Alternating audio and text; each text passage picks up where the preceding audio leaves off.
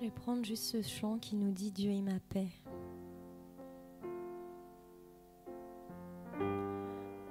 Parce que c'est vrai, dans les circonstances que nous vivons actuellement, combien il est important de se rappeler qu'il est notre paix. Qu'il est là, qu'il est avec nous, qu'on n'a rien à craindre.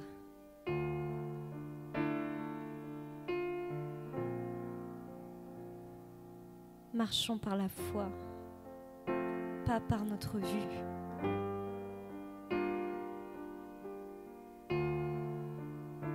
Combien on est, je le disais tout à l'heure, bombardé par les médias, de mauvaises nouvelles, d'un monde qui court à sa perte.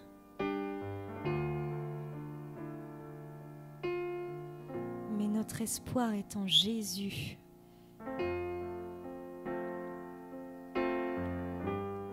Notre foi est en lui.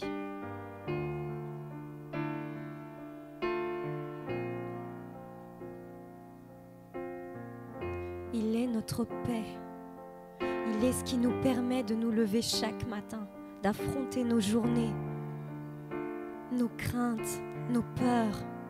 Il est notre paix. Il est là avec nous, sans arrêt, sans cesse. Il veille sur nous. Marchons par la foi et non par notre vue.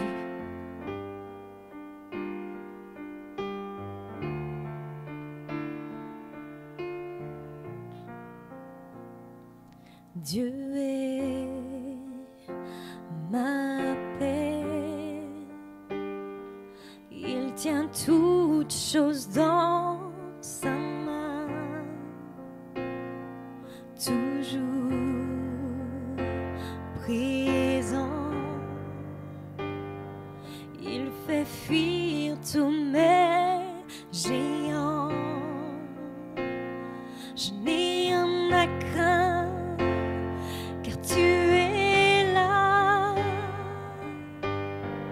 tu chasses toutes mes peurs. Je n'ai rien à craindre, car tu me tiens. Mon cœur est dans la paix. Je n'ai rien à craindre.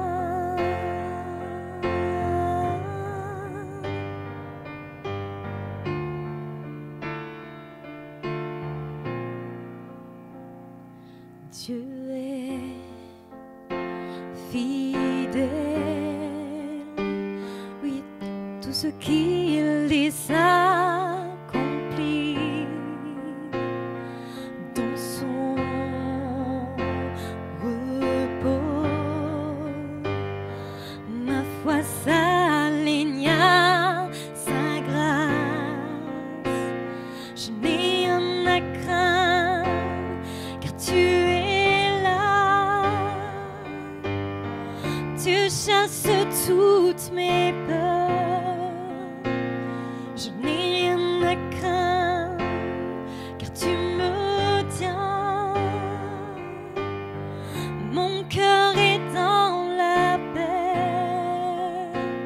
Oui, le bonheur et la grâce m'accompagneront toute ma vie, toute ma vie. Oui, le bonheur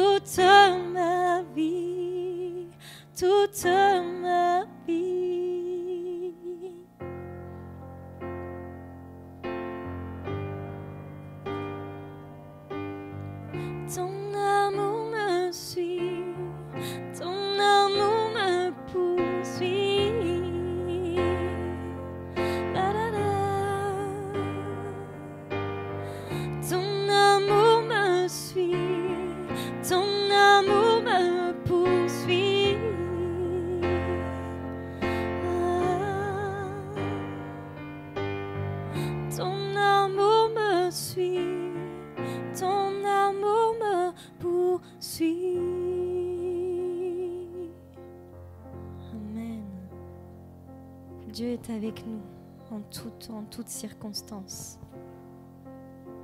Amen. Amen. Alléluia. Amen. Dieu est notre paix. Cette paix qui dépasse toute intelligence. On va prendre quelques minutes maintenant pour partager la parole de Dieu ensemble. Et le titre de ma pensée, de mon partage ce matin, c'est « Quand les circonstances sont plus fortes ». Quand les circonstances sont plus fortes. Et j'aimerais vous inviter dans une lecture dans l'évangile de Marc. Si vous avez une Bible, je vous invite à ouvrir votre Bible, que vous soyez à la maison ou ici. Sinon, écoutez, on va partager Marc chapitre 9. Cette pensée, je l'ai eue dimanche dernier et puis je l'ai nourrie tout au long de la semaine. En tout cas, elle s'est développée tout au long de la semaine et je reviens sur ce texte que j'avais partagé dimanche dernier lors de ce moment de prière qu'on avait eu ensemble. Marc chapitre 9, on va lire à partir du verset 14. Il nous est dit « Lorsqu'ils furent arrivés près des disciples, ils virent autour d'eux une grande foule et des scribes qui discutaient avec eux. Dès que la foule vit Jésus, elle fit surprise, et on accourut pour le saluer. Il leur demanda « Sur quoi discutez-vous avec eux ?» Et un homme de la foule lui répondit « Maître, j'ai amené auprès de toi mon fils qui est possédé d'un esprit muet. En quelques lieux qui le saisissent, il le jette par terre, l'enfant écume, grince des dents et devient tout raide. J'ai prié tes disciples de chasser l'esprit, et ils n'ont pas pu. Race incrédule, leur dit Jésus, jusqu'à quand serai-je avec vous ? Jusqu'à quand vous supporterai-je ? Amenez-le-moi. On le lui amena.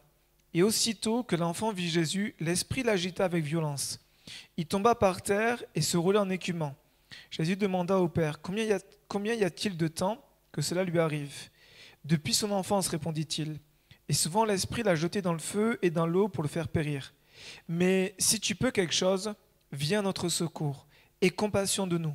Jésus lui dit, si tu peux le croire, tout est possible à celui qui croit. Aussitôt le père de l'enfant s'écria, je crois, viens au secours de mon incrédulité. Jésus, voyant accourir la foule, menaça l'esprit impur et lui dit, esprit muet et sourd, je te l'ordonne, sors de cet enfant et n'y rentre plus. Et il sortit en poussant des cris et en l'agitant avec une grande violence. L'enfant devint comme mort, de sorte que plusieurs disaient qu'il était mort. Mais Jésus, l'ayant pris par la main, le fit lever. Il se tint debout. Quand Jésus fut entré dans la maison, ses disciples lui demandèrent en particulier « Pourquoi n'avons-nous pu chasser cet esprit ?» Il leur dit « Cette espèce-là ne peut sortir que par la prière et par le jeûne. » Amen. La Bible nous relate une situation où on voit un père qui est désemparé face à l'état de son fils, l'état de santé, l'état psychologique de son fils. Et il se retrouve face à une situation où il est en échec avec tout ce qu'il a pu essayer, puisque ça fait depuis son enfance. Quand Jésus va dire depuis combien de temps, Jésus va lui poser cette question pour nous donner ce détail-là, que ça fait un moment que cet homme essaie de trouver une solution pour son fils. Mais impossible. Et lorsqu'il s'apprête à se dire, ça y est, j'ai trouvé la solution, je vais trouver Jésus. Jésus est sur le mont de la transfiguration au moment où il est avec Pierre, Jacques et Jean. Et là, Jésus n'est pas disponible, en tout cas n'est pas là présent, mais il va s'adresser à ses propres disciples. Et là, il dit, c'est bon, j'ai les disciples de Jésus. Mais face aux disciples de Jésus, il n'y a rien qui se passe. Et là, on arrive où Jésus se retrouve lui-même présent devant cet homme. Et cet homme-là, on le voit, il va dire, mais si tu peux faire quelque chose, viens en secours et aie compassion de nous. Viens à notre secours et compassion de nous si tu peux faire quelque chose. Le si tu peux a une grande importance, parce que Jésus veut dire, mais si tu peux croire, tout est possible à celui qui croit. Et cet homme-là s'est jeté aux pieds de Jésus et dit, viens en secours de mon incrédulité. On voit ici que les circonstances du Père avaient été plus fortes que sa foi. Quand les circonstances sont plus fortes que notre foi, quand les circonstances que nous traversons sont plus fortes que même les promesses de Dieu, et je pousse pour dire, quand les circonstances sont plus fortes que la parole de Dieu, il y a ces moments dans nos vies que nous traversons où on vit des circonstances, des situations qui sont tellement douloureuses, tellement difficiles, qu'elles mettent comme chaos notre espérance chrétienne. Notre espérance dans la parole, elle est complètement, elle a été mise, elle a pris une grosse percute, et ce qui fait que, comme chaos, on est comme là à dire, mais en fait, je pensais que, mais finalement, je n'y arriverai pas.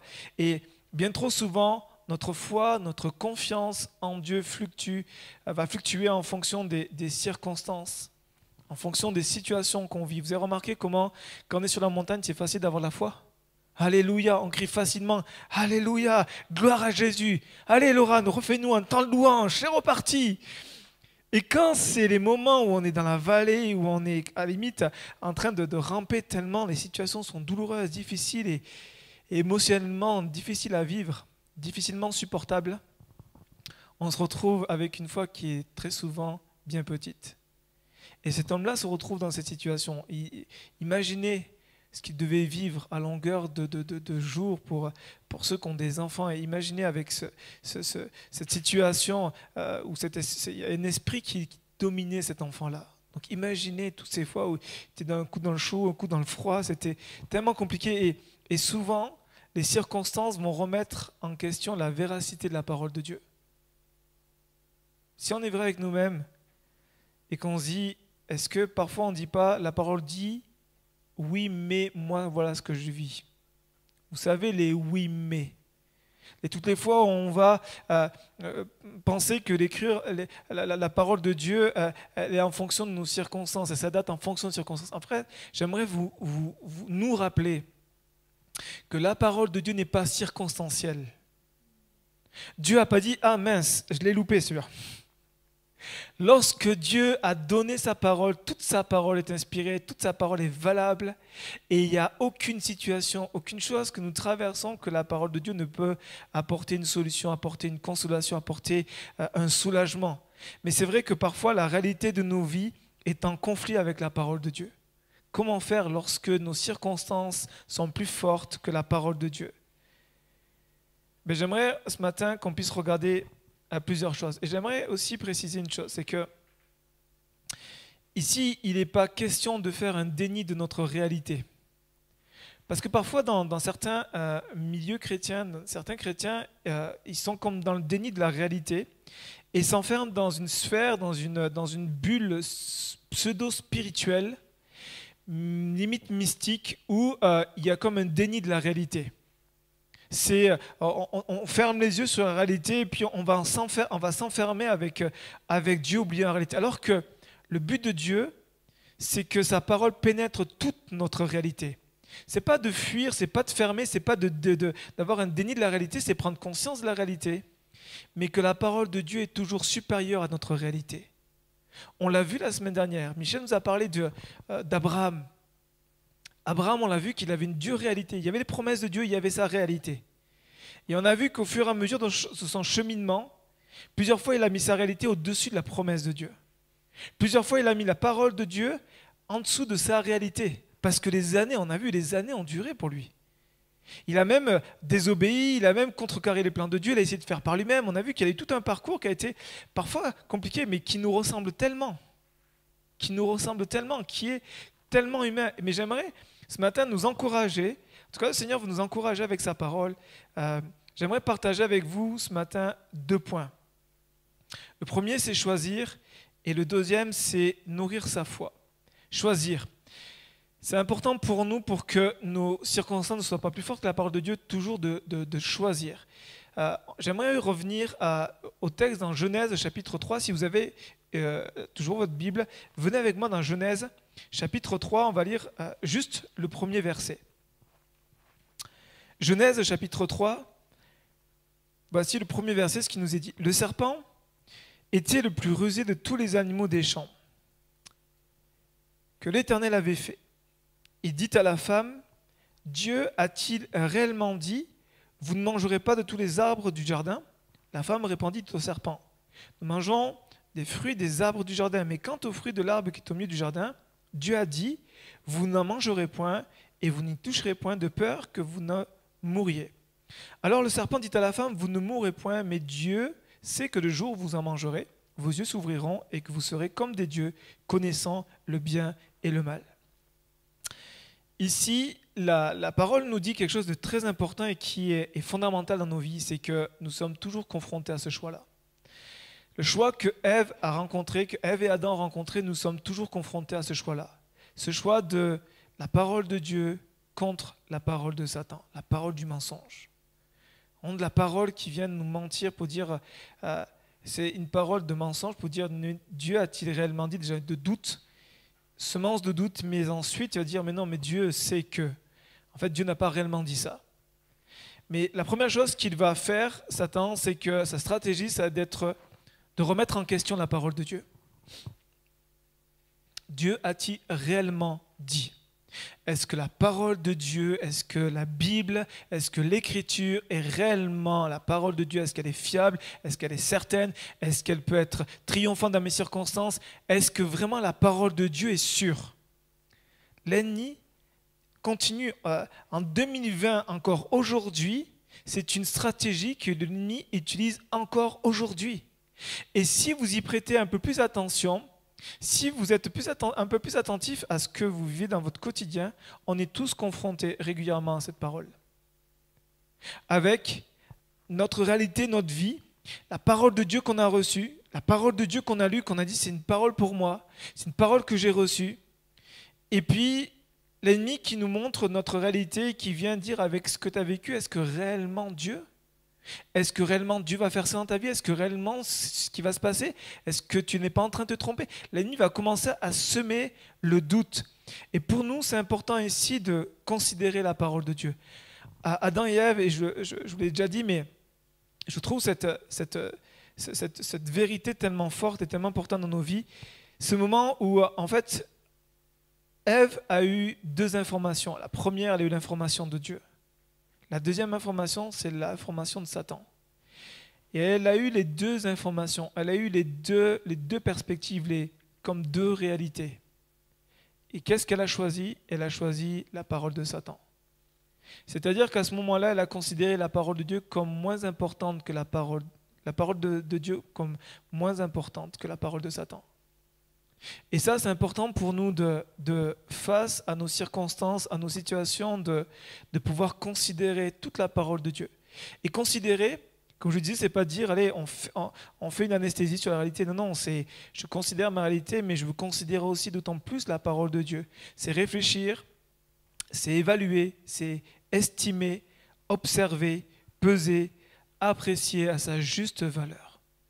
Et pour ça, ça nous invite, en tout cas, ça nous demande pas juste le dimanche matin d'entendre une parole de Dieu ou comme ça un moment sur YouTube, mais ça doit nous amener à revenir à la parole de Dieu et à prendre une lecture beaucoup plus assidue et puis peut-être pourquoi pas commencer à poser des questions, aller chercher des personnes qui ont un ministère pour nous enseigner, pour comprendre et saisir la parole de Dieu. L'ennemi a voulu dévaloriser la parole de Dieu aux yeux d'Ève et d'Adam, ce qui fait que on connaît la suite, la chute, la désobéissance introduit le péché, la mort dans nos vies. Et puis il y a il y a eu deux autres personnes. Il y a eu Ève et Adam et puis il y a eu deux autres personnes qui ont fait un autre choix. Et j'aimerais vous parler de Paul et Silas. Vous connaissez Paul et Silas ? Paul et Silas, on les retrouve dans Actes chapitre 16. Venez avec moi dans Actes chapitre 16. Actes chapitre 16.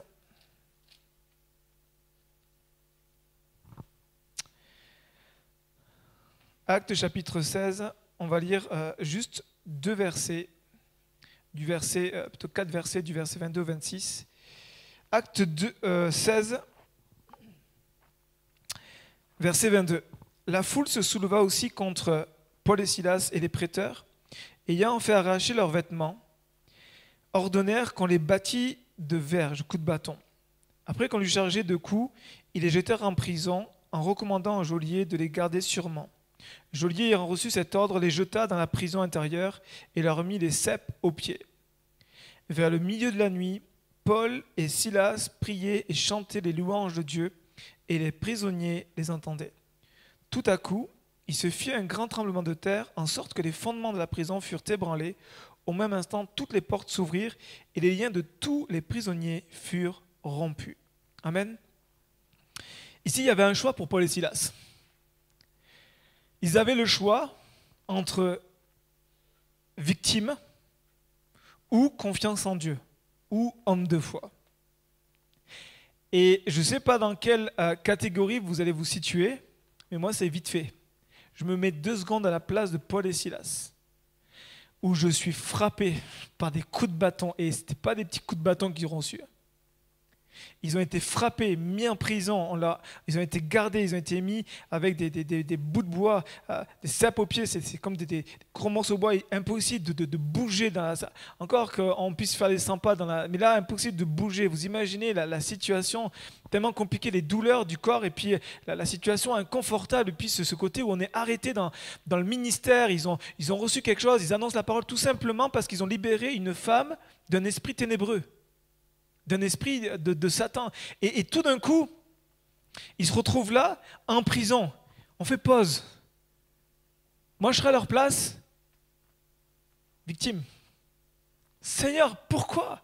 Et comment ça se fait? Et pourquoi? Et c'est pas normal. Et puis imaginez, je vais extrapoler, mais imaginez, Paul et Silas se retrouvent, et quand on reprend le contexte, Paul a reçu une vision d'un Macédonien qui dit « Viens ».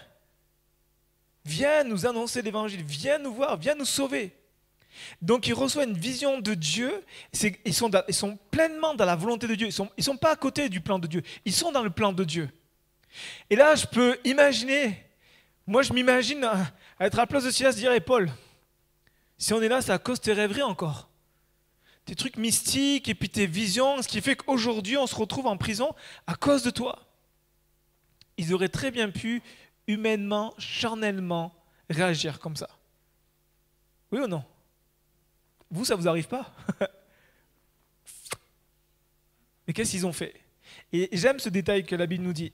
La Bible nous dit qu'au milieu de la nuit, ils ont prié et ils ont loué Dieu. Et là, ils n'avaient personne pour les conduire dans la louange. Ils n'avaient pas de piano, pas de guitare, pas de batterie, pas de groupe de louange, pas d'ange autour d'eux, rien du tout, si ce n'est d'imaginer le contexte, la situation de la prison avec l'insalubrité, les odeurs et toutes ces choses-là. Ils se retrouvent là et à ce moment-là, c'est ok, on va prier, on va faire le choix de prier, de louer Dieu. Et la Bible nous dit qu'au milieu de la nuit, parce que je suis convaincu qu'il y a eu tout un temps d'échanges et de discussions. Et je crois réellement aussi que Dieu a permis que Paul ne soit pas seul, qu'il y ait Paul et Silas qui soient tous les deux pour s'encourager mutuellement. Il y a ici une force de communion de fraternelle. Ils se sont encouragés pour dire, allez, on va s'encourager, on va louer, on va célébrer Dieu, on va le glorifier. Et puis ils ont dû se rappeler, Paul a dit, hey, Silas, souviens-toi, j'ai reçu cette parole, on est dans les plans de Dieu, on n'a pas fait d'erreur. Et puis, parce que souvent, quand les circonstances nous sont défavorables, voire même contraires, souvent on se dit, quelle erreur j'ai fait. Et pourtant, ils sont dans le plan de Dieu. Et là, ils sont dans le plan de Dieu et Paul va encourager Silas et Silas va encourager Paul. Ils sont tous les deux des hommes de Dieu et ils vont s'encourager. Au milieu de la nuit, ils vont faire résonner, exprimer leur louange, leur adoration. Et boum, les circonstances ont changé parce que la parole de Dieu a été plus forte que leurs circonstances. Comment on sait ça? Tout simplement par leur expression de foi. Ils ont prié et loué. Et aujourd'hui, il y a tellement de textes bibliques qui sont remis en question. J'aimerais vous dire qu'on est de plus en plus aujourd'hui confrontés à des enfants de Dieu, des chrétiens qui remettent en question la véracité de la parole de Dieu. Qui disent, mais comme par exemple, Jésus n'est pas que le chemin. Jésus n'est pas que la vérité, c'est une vérité parmi tant d'autres. Je ne sais pas si vous le saisissez, mais on vit dans ce monde-là. On vit dans cette période, dans cette époque, et plus ça va aller, plus ça va être pire, de remettre en question toute la vérité absolue de la parole.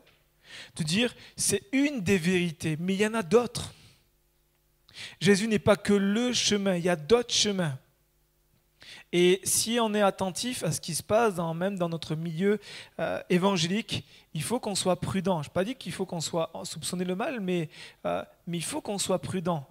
Il faut qu'on soit prudent pour dire non, toute la parole de Dieu est vérité. Vous savez, le fait de considérer la parole de Dieu a un coût. La vérité a un coût. Lorsqu'on fait un choix, ça a un coût.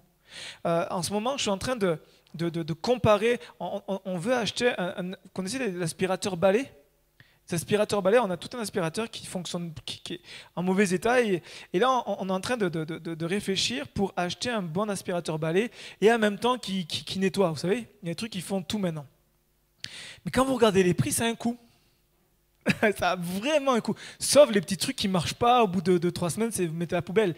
Mais je parle des bons vrais aspirateurs. Et quand je regarde le coût, je fais waouh. Et ce qui fait que, qu'est-ce que je fais? Je compare. Je vais me renseigner, je vais comparer. Et j'aimerais vous dire que il faut qu'on réalise qu'on est toujours confronté à un choix. Et que nos choix vont avoir un coût. Soit on choisit la parole de Dieu qui va nous amener peut-être à payer un certain prix, mais il va être toujours une bénédiction pour nous, ou à choisir parfois, et malheureusement nos circonstances, dire Seigneur, on laisse ta parole descendre, en tout cas être dévaluée, et on laisse les circonstances prendre le dessus. J'aimerais nous rappeler que la parole de Dieu, elle est fiable, que la parole de Dieu est immuable, elle ne change pas, tout passera sauf la parole de Dieu, qu'elle n'a aucune erreur. La parole de Dieu ne présente aucune erreur. Aujourd'hui, on a même des théologiens qui sont en train de dire qu'il y a des erreurs dans la parole de Dieu. Toute la parole de Dieu est inspirée et n'a aucune erreur. Et l'inhérence, le fait qu'elle soit sans erreur, signifie 2 choses à propos de la parole de Dieu. C'est que Dieu en est l'autorité suprême et que l'Écriture contient des empreintes de sa nature, de son origine, ce qui nous encourage à nous fier à elle. Toute la parole de Dieu est sans erreur. Et j'ai aimé cette citation de Paul West, c'est un pasteur, j'aimerais vous la partager. Paul West va dire, écoutez bien, la vérité est capitale dans tous les domaines de la vie, religieux ou non, car la vérité nous lie à la réalité. Les idées, même les plus agréables, sont trompeuses quand elles ne sont pas amarrées au réel. La vérité nous lie à la réalité. Elle est capitale dans tous les domaines de nos vies car elle nous lie à la réalité. Et j'aimerais vous dire que quand votre réalité n'est pas encore là présente, c'est-à-dire que la parole de Dieu ne s'est pas manifestée pleinement comme pour Abraham, j'aimerais vous dire, attendez-la, persévérez comme ça a été dit le dimanche dernier, qu'il faut continuer à persévérer, continuer à croire. Parce que le lien entre la vérité de la parole et notre réalité, c'est la foi. Le lien entre la vérité de la parole et la réalité, notre circonstance, c'est la foi. Ce qui a permis à cet homme de voir la libération de son fils, de voir sa réalité changer, c'est qu'il a crié à Jésus et qu'il a demandé « Viens au secours de mon incrédulité ». Il a eu quand même cette foi, une graine s'est levée, qu'il a suffi pour que sa réalité change. Et c'est mon deuxième point, et je termine avec ça, nourrir notre foi. Romains 10, 17 veut dire, dit, ainsi la foi vient de ce qu'on entend, et ce qu'on entend vient de la parole de Christ. Ainsi la foi vient de ce qu'on entend. Il est évident que si vous passez vos journées devant les informations, et puis aujourd'hui on a des chaînes qui passent des informations 24 sur 24, il est évident que votre foi va défaillir. C'est important, hein, je ne suis pas en train de dire éteignez votre télé, ne regardez plus les informations. C'est important de se mettre à la page, de regarder l'actualité, de voir ce qui se passe dans ce monde. Mais il faut qu'on ait d'un côté la parole et d'un côté le journal ou votre information de ce qui se passe actuellement. La foi vient de ce qu'on entend, et ce qu'on entend vient de la parole de Christ. Écoutez-moi bien. Il y a ici quelque chose de tellement puissant. C'est que dans la pensée hébraïque, dans la pensée même de la parole de Dieu, le fait d'écouter, c'est Shema, et ça renferme en fait 3 vérités à considérer pour nous. Parce quand vous savez, Jésus va dire, écoute Israël, le Seigneur ton Dieu est le seul et unique vrai Dieu.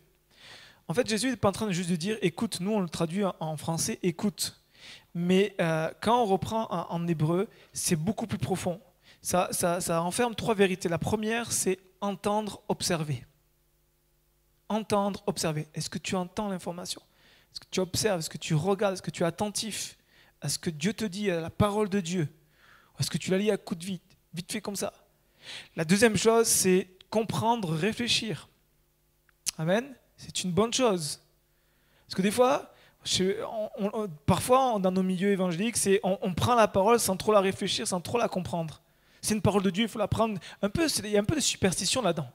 Pour dire, il faut que je la prenne, mais en fait, il faut la réfléchir. Il faut la comprendre, il faut la décortiquer, il faut l'assimiler, il faut qu'on puisse s'en imprégner. Entendre, comprendre et obéir. Entendre, comprendre et obéir. Et ça, c'est la marche par la foi. J'entends, je comprends, j'obéis. J'obéis comme Abraham qui a marché alors qu'il ne voyait rien. Et c'est important pour nous parce que le chemin de l'obéissance est plus important que la destination. Quand vous voyez le parcours d'Abraham, il y a eu des hauts, il y a eu des bas. Et j'aimerais vous dire que ce qui a été, oui, Isaac, la promesse, il a eu la promesse. Mais si la Bible nous relate tout le parcours d'Abraham, c'est pas pour rien. C'est pour nous montrer l'importance que Dieu accorde à notre parcours spirituel, à notre cheminement, avant d'arriver à destination, avant de recevoir la promesse, avant d'avoir ce que tu demandes. Dieu va mettre une emphase, va regarder l'important, ça va être important pour Dieu, ton cheminement de foi, ta marche par la foi. Comment tu t'es comporté pendant ce cheminement?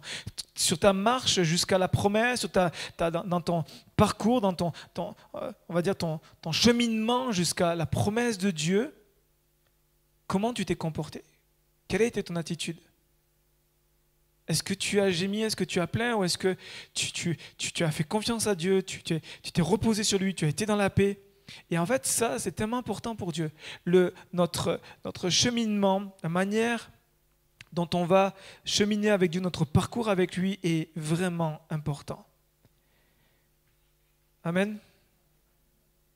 J'aimerais terminer avec un dernier texte. Le texte que j'aimerais vous partager, je n'ai pas le temps de vous le lire, mais se trouve dans Luc chapitre 24. Ce sont les disciples d'Emmaüs. Ce sont les disciples ils ne faisaient pas partie des 11, en tout cas des 12, mais ils ont fait partie des disciples proches de Jésus et qui vont en fait se retrouver à descendre. La Bible nous dit que vous pouvez retrouver Luc 24, versets 13 à 32.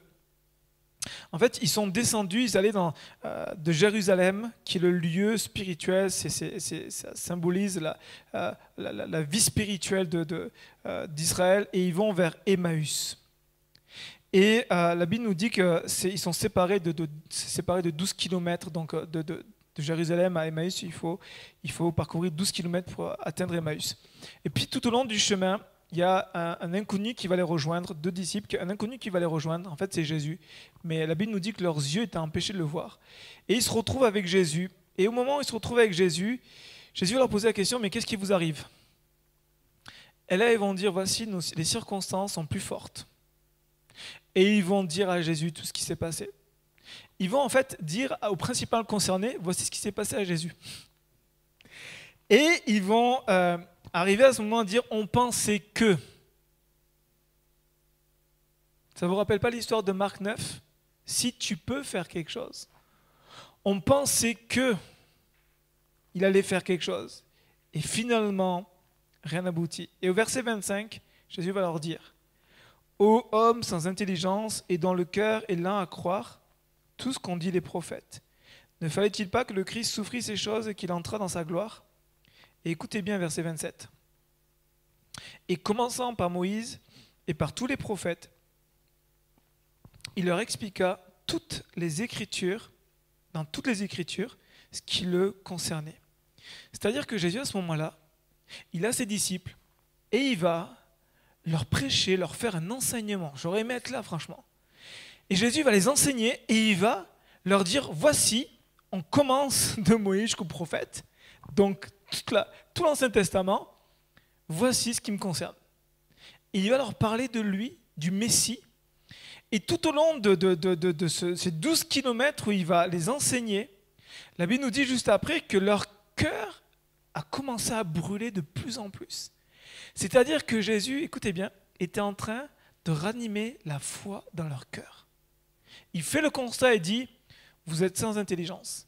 Là, il ne parle pas d'intelligence humaine. D'accord? Il parle du renouvellement de l'intelligence. Il dit, vos pensées sont des pensées humaines, vous ne prenez pas les pensées de Dieu, les pensées qui sont esprit et vie. Vous êtes tellement resté terre à terre, élevez le niveau, ouvrez votre cœur, ouvrez votre esprit. Et puis il va dire, ô homme sans intelligence et dont le cœur est lent à croire. Là, il va mettre le doigt sur ce qui fait mal, il va dire, vous avez un manque de foi là. Comme cet homme qui dit, viens au secours de mon incrédulité, il aurait pu très bien dire, viens au secours de notre incrédulité. Et là, il se retrouve à pointer, mais Jésus ne fait pas que pointer. Il pointe et ensuite il apporte la solution. Et il va commencer à les enseigner.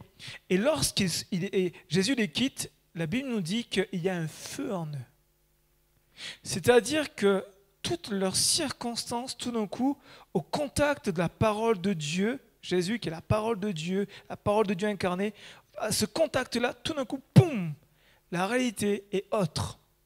Alors qu'il descendait attristé, il remonte à Jérusalem rempli de joie, rempli de feu.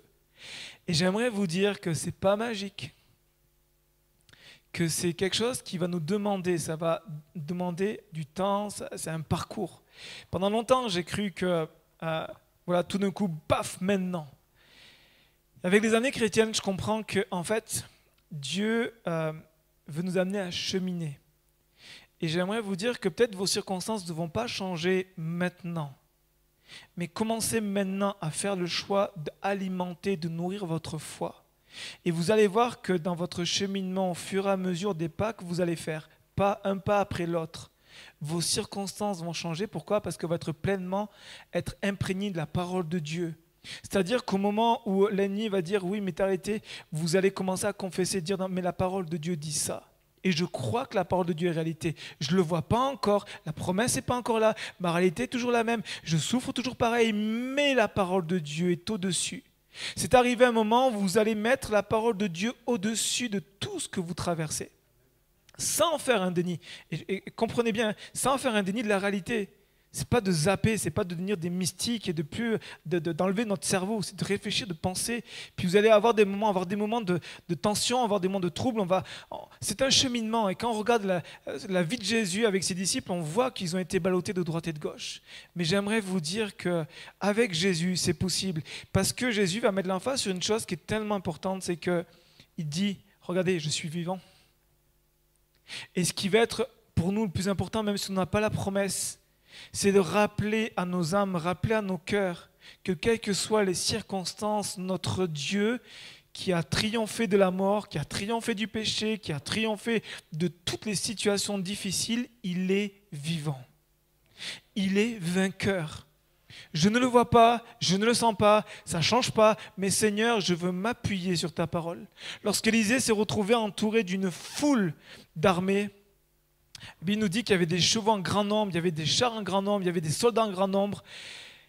La Bible nous dit qu'Élisée il sort avec son serviteur Géasi, pour le retrouver dans 2 Rois 6, ce texte-là, et il se retrouve avec son serviteur Élisée, qui est l'image de Christ, il est dans la paix. Géasi, qui est l'image de l'Église, qui est notre image, qui est nous, il est paniqué. Seigneur, on va mourir, ils sont en plus grand nombre, on est entouré, comment on fait ? Et ils sont dans un village, et ils n'ont personne, c'est-à-dire que le contexte, c'est que l'armée d'Israël n'est pas avec eux. Là, il n'y a rien, il y a seulement eux contre toute l'armée. Quand on dit il y a une armée derrière nous, ça va, mais là, il n'y a pas d'armée. Et Élisée va dire, ne t'inquiète pas, en gros je paraphrase, mais il va dire, ne t'inquiète pas, parce que ceux qui sont avec nous sont en plus grand nombre que ceux qui sont contre nous. Et là, je fais pause, je suis Géasi, je fais, quoi ? On est deux. Élisée, toi et moi. Toi, moi, toi. Il y a Élisée, il y a Géasi, il y a qui d'autre ? Il n'y a personne d'autre. En face, je vois toute une armée. Et à ce moment-là, Géasi a fait une prière. Élisée a fait une prière. Seigneur, ouvre-lui les yeux. Et au moment où il ouvre les yeux de la foi, il voit des chars de l'Éternel. Il voit des myriades. Et là, il comprend, il dit, ah ouais, ok. La réalité spirituelle, la réalité invisible, est supérieure à notre réalité visible. Et ça va pas nous amener à être des mystiques, et j'aimerais vraiment que mon message soit équilibré, mais nous amener à être un peuple de foi qui ne marche pas par la vue, marche pas par nos sens, mais marche par la foi. Notre foi qui est bâtie sur la parole de Dieu, sur Seigneur, c'est ta parole, je veux m'y appuyer, je vais y croire. Et j'aimerais terminer en vous disant que c'est pas si simple que ça. C'est pas si simple que ça. Il y a quelques semaines en arrière, j'ai traversé des circonstances qui ont été pénibles à vivre, douloureuses pour moi. Et j'ai été dans ce combat-là. Ce que je vous partage, je l'ai vécu. Et il y a ce moment où j'ai comme laissé les circonstances prendre le dessus sur la parole. Dire, mais ça fait tellement d'années, Seigneur. Et puis, après tout, et jusqu'au moment où le Seigneur m'a rappelé et m'a dit, hey, ma parole doit être au-dessus de ta circonstance. Ma parole doit être au-dessus de ta situation. Est-ce que les circonstances ont bougé? Pas encore. Est-ce que la situation est toujours la même? Pas tout à fait. Mais j'aimerais vous dire que je m'appuie sur la parole, je veux m'appuyer sur la parole de Dieu et dire, Seigneur, si elle tarde, je veux continuer à y croire parce qu'elle va venir. La promesse va venir, ta parole elle est vraie et je veux continuer à prier, continuer à intercéder, continuer à croire en ta parole. Amen. On peut fermer les yeux ensemble? J'invite à vous qui êtes sur YouTube aussi à fermer les yeux. On va juste avoir un temps de prière. Seigneur, merci pour ta parole. Parce que ta parole est autorité. Elle est immuable. Elle est vraie. Elle est sans erreur, Seigneur. Et je crois que ta parole, Seigneur, est plus forte et plus grande que nos situations. Combien de fois, Jésus, toi qui es la parole faite chair, tu as été au-dessus des situations, même lorsque les gens étaient touchés par la mort. Je pense à la situation avec Marthe et Marie, avec leur frère Lazare, Seigneur. Combien de fois, Seigneur, face à des situations qui nous paraissaient, Seigneur, comme impossibles, toi, tu as manifesté ton bras et, Seigneur, c'est devenu possible. Seigneur, aide-nous. Je prie pour chacun d'entre nous, pour ceux qui écoutent ce message, qui écouteront ce message, pour nous qui sommes là. Seigneur, aide-nous à être un peuple assis dans ta parole, qui va s'appuyer sur ta parole, qui ne va pas la délaisser, qui ne va pas non plus la rabaisser, qui ne va pas la sous-estimer. Seigneur, je prie que par ton esprit, tu puisses vraiment nous donner un amour plus grand de ta parole, un attachement plus grand à ta parole et une compréhension aussi plus grande de ta parole. Aide-nous à être un peuple avec de fraîches révélations. Seigneur, on veut être un peuple qui marche avec la parole prophétique, la parole de Dieu. Et je prie ce matin pour que tu nous aides vraiment, Seigneur, à nous attacher à ta parole et à croire que, Seigneur, elle a l'autorité sur nos situations. Parce que ta parole est vivante, elle n'est pas liée, Seigneur. Elle est toute puissante. Seigneur, et je prie ce matin pour que vraiment ta parole fasse la différence dans nos vies pour la gloire de ton nom, Jésus. Seigneur, merci de fortifier notre foi. Merci d'alimenter notre foi. Merci de nous encourager au nom de Jésus, Père, et pour ta gloire. Amen. Amen.